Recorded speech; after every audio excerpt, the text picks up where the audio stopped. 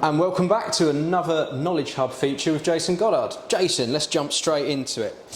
Defenders, sort of the bread and butter, I suppose, of Newbury 4x4 in many respects, because you see so many of them. In some ways, yeah. In some ways. Let's talk about Defenders, because the old Defender, sort of the original, the classic style rather than the new Defender. Great car that it is. Yeah. It's this classic one which has sort of changed in some respects in terms of the type of people buying it and what they're buying it for now. Yeah, it definitely has in my career, which is a long career. But yeah, when I came into the trade, the Land Rover was sold for a purpose. It was a workhorse. So it was your farmer, your gamekeeper, your fire brigade, army. You know, they used them all over the world, mountain rescue. So it was a proper workhorse. So everybody had one for a reason. It was doing a job. They killed the Defender, finished production in 2016. Before that, probably 10 years before that, the Defender started fading away. We didn't see so many because a lot of customers had gone over to Japanese pickup trucks, again as a workhorse. But now we see so many Defenders. But now it's owned by somebody that wants the hobby. They're passionate about the brand, collectors, so people are buying them for a different reason. So it's an emotive buy rather than a work buy, which is great for us because we see lots of them in here and customers care about them. Yeah. And you know them very well, so it's a great workshop for somebody aspiring to own a Defender to take their vehicle to for routine servicing and maintenance. Yeah, we know them pretty much inside out. You know, I've been working on them since they came out in 1980. What was that, 84? First ones, I think. So, yeah, pretty much. And you look at a Defender and you think, well, they're all the same, but they've had quite a few different engines changes in those years, gearbox changes. It's quite a lot. Fundamentally, the shape has stayed the same, but the innards have changed a bit. But yeah. Not a great deal. I've sort of learned in my sort of short time with you how infectious they are in terms they of... are infectious. In a very good way. They get under your skin. They really do. There's no two ways about it. I suppose you could class it like the classic Mini. You know, it's become an icon. Customers love them. Not the most comfortable vehicle to be in, to drive, but they people just love them. They're passionate about them. Want to keep them going. So I mean, we've got an icons wall in this customer waiting area where we've got a Land Rover, Concorde, Spitfire, Range Rover, and the Defender is everywhere in here as well. And it is one of those British icons, and possibly that's the reason why so many people want to own one these days. I think it is, yeah. Yeah, they are. You know, they just love having it in the garage, and they also like tinkering. You know, you'll get a customer start looking in an optional extra catalogue. You know, what can I buy for my Land Rover, for my toy? And it might be a light upgrade, LED lights, headlights, cosmetics, different steering wheel, different seats, just personalising the vehicle to what they want. So it's a unique story that Harrison was telling me about it, a Newbury customer, and their story with their Defender, because they actually came in for a tutorial, didn't they, before taking it abroad, in my right in understanding? Yeah, we did have that. Yeah, gentleman, I think originally he came in just for some parts and said he was overlanding. And then we got friendly with the customer, and I can't remember exactly how we got onto the subject, but it was, I bought all these parts, but I really don't know one end of the vehicle to the other. And we said, well, would you like to come in and actually help service your vehicle, put it on the ramp? One of my senior technicians worked with him. Just showed him what all the components are, where the different filters are, what to check, how to check your levels.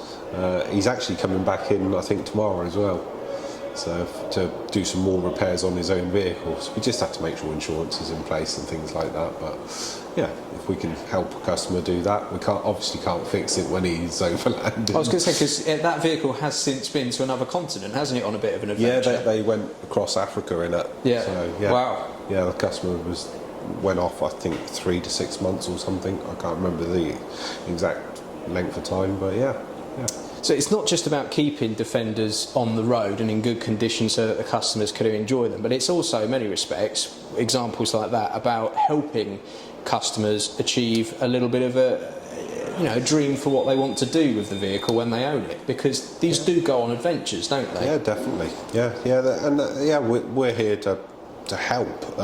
Sometimes I might have to say no, but the only hurdle really we had at that time was to make sure that he was insured to be in the workshop.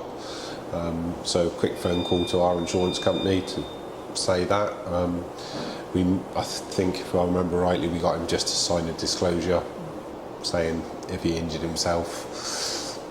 It's the world we're living in, isn't it? It is, yeah. But yeah, it's great to be able to do that and help customers be that, not just that person, that company that takes money from them, but yeah, help them out and so they can go off on their trip with a bit more knowledge.